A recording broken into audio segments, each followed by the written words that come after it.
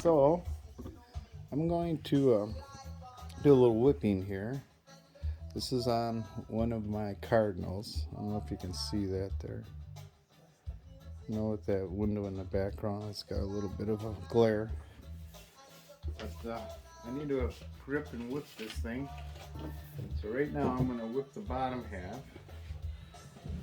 I found after doing this for a little while, there's a lot of debate on whether or not whipping right here is worth the effort or not. I think when you consider that some of these clubs are, all of these clubs are, over 100 years old. Most all my irons that I have in this basement were made somewhere between 1908 to 1920, so they're all over 100. I do have my smooth face, and maybe a couple of those date to even sooner than that. So, but I like to whip this part here. To me, it makes me feel like this is going to be a stronger joint. I do tend to, especially with my mid irons, my mashies on down to my niblets, I do tend to take a little bit of a turf. So I just think it makes my club a little stronger. So I usually put a couple of whippings, one down here by the hosel, and I'll put another one right about here. And I really like this brown color I get from Tandy leather. And these little whipping jigs that we make really work good for doing this stuff. You can really whip a club pretty dang fast once you get good at it. Oops. Now when I'm talking, I go and mess it up. And you keep a lot of pressure on it, because you want this to be tight, because you want that whipping to actually feel like it's one part of the hickory shaft itself. So I've done quite a few clubs now, so what I like to do is I like my whipping to get up to just where you can see the difference in the wood and the metal for the iron. So, and I usually go 5 turns. So 1, 2, 3. And as you see, so I've done enough of them now. I'm pretty good at getting it right about where I like it to be at all the time. And like I say, just for me, for this my sake, because I do tend to hit down into the ground, especially on my shorter irons. I like to have a little safety net of them having a little extra strength on them there. And it is debatable. Does it work? Don't it? I know they claim it switches the swing weight. I weigh it over there. It's so minimal that I don't even pay attention to it, to be honest. And I do like the look of it. So that's another reason I do it. And this darker brown whipping is my favorite color to use on these hickory brown shafts, especially with the brown grip. It really makes a very good looking club. But it's to each preference.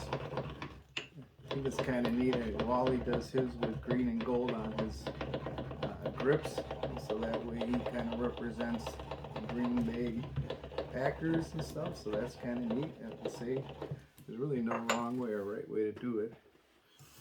And then once you work that plastic, the wax in there real well, that really looks nice to me. I like that look, and that's how I do all of mine.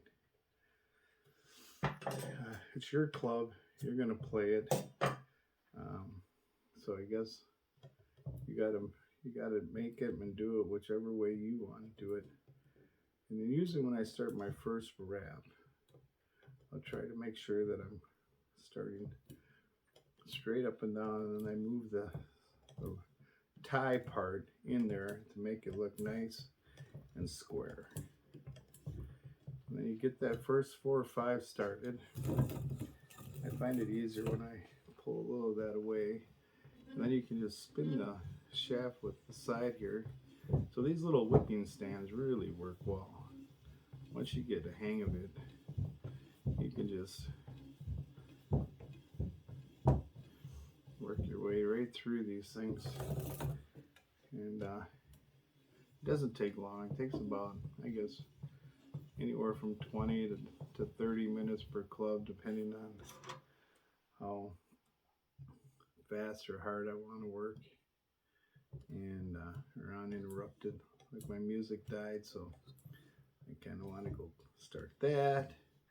But I'm going to finish this little whipping here. And there's 5. And this is awesome. I really got lucky to all of a sudden find out that this whole world of Hickory golf exists, because I've had more fun now than I would have ever had shining up my tailor-made drivers and my tailor-made irons. So I usually make an effort where my ties, I have to knock that down first. Over here you can see where you little pieces coming through. And then it's just a matter of kind of heating the wax up.